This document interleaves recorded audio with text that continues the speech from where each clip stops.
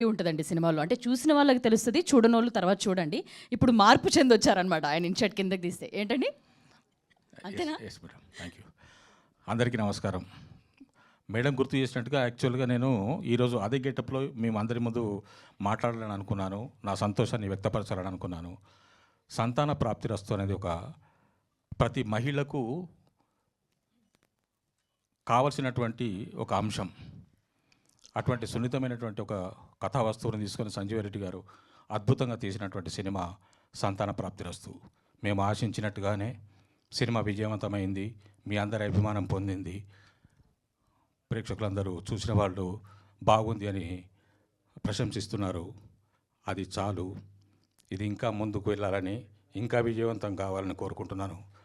ఈ సినిమాలో నాకు అవకాశం ఇచ్చినటువంటి నిర్మాతలకి, దర్శకులకి, నా తోటి నటీనటులకి, సాంకేతిక నిపుణులకి అందరికీ ధన్యవాదాలు. Thank you.